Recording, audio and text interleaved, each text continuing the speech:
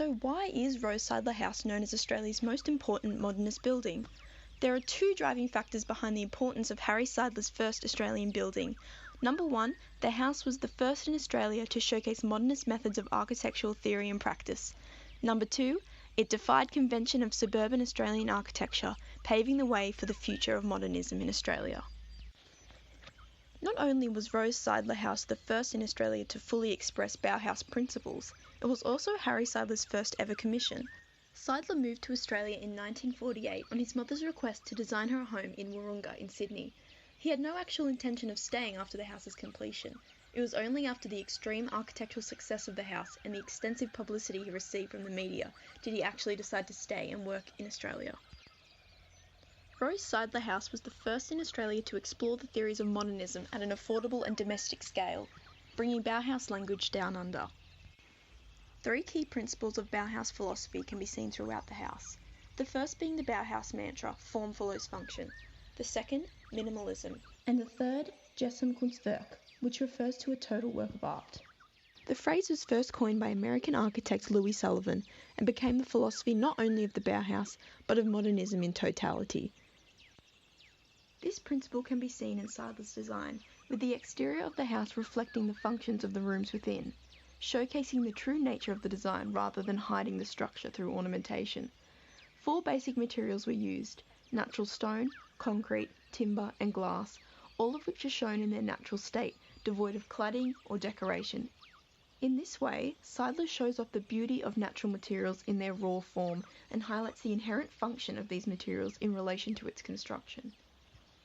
The eventuating aesthetic of modernism stemmed from the form follows function mantra. The lack of ornamentation in the Rose Seidler House accentuates the building's crisp, minimal geometric forms, and thus its function. The use of the flat roof that becomes synonymous with modernist architecture further pronounces this language of geometry.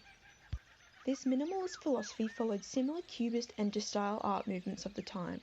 The iconic geometric windows on the front facade of the Rose Seidler House reflect the work of modernist artists such as Mondrian and Doesberg, who also found aesthetic beauty in simplistic geometric forms.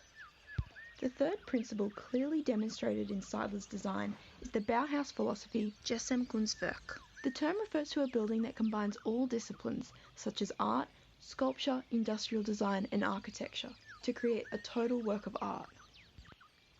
These elements all come together in Rose Seidler House to produce the final piece of architecture. The building's design incorporates not only the construction and material finishes.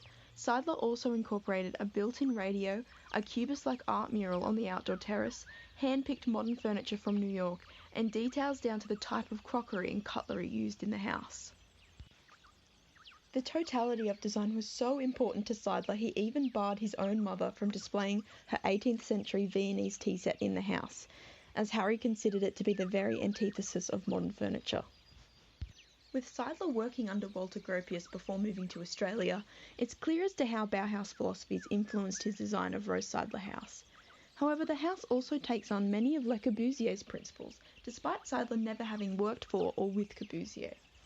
This can be seen clearly when comparing Seidler's work with Corbusier's 5 points of architecture exemplar, the Villa Savoye. The most obvious relationship being the use of Corbusier's Pilotis principle, which substitutes columns for walls. This creates the appearance of a floating first floor by liberating the main level from the ground plane. This principle lends itself to the next two principles, the free plan and the free facade. By using columns to carry the load, the interior could be opened up in an entirely new way. Dividing the sleeping zones from the living zones into two distinct spaces, Seidler defined a new architectural condition. Yet it was Seidler's use of an open living area that could be sectioned off using curtains, rather than traditional fixed walls, that challenged conventional Australian design. The free facade was also established in this manner. With the walls no longer bearing the load, a free plan in the vertical plane was also created. This free facade allowed the interior to be opened up to nature through unique window and door arrangements, such as the Mondrian-esque windows lining the front facade. Large windows adorn the walls of every room, framing a view of the bushland from every angle. Seidler's unconventional design has sparked a media frenzy, quickly becoming the most talked about piece of architecture in Sydney. Viewed as an arrival from space by the public, Mrs. Seidler regularly faced large groups of visitors who lined her driveway to catch a glimpse of the house. Seidler's design for the Rose Seidler house overturned virtually every convention of suburban architecture in Australia, becoming an instant national sensation. The success of his first house led Seidler to become one of Australia's most well-known architects, producing many award-winning residential and commercial buildings such as Igloo House, Harry and Penelope Seidler House and Australia Square Tower. There are 5 key influential qualities of the house that revolutionised Australian suburban architecture. 1. Positioning. Most houses in the 1950s were positioned at the front of the block, facing the road, while Harry Seidler deviated from this to further enhance the building's relation to its surroundings. 2. The relationship between internal and external. With conversations of merging the internal and external already present within America and Europe, Seidler was one of the first to bring these conversations to Australian soil. These theories were explored through almost every room, including the large glass windows exhibiting the surrounding bushland, 6 internal doors and an outdoor terrace. 3. The open floor plan. Seidler introduced Marcel Breuer's binuclear floor plan that had not yet been prevalent within Australian residential architecture. This style divided the house into 2 distinct zones, living and sleeping. 4. Construction.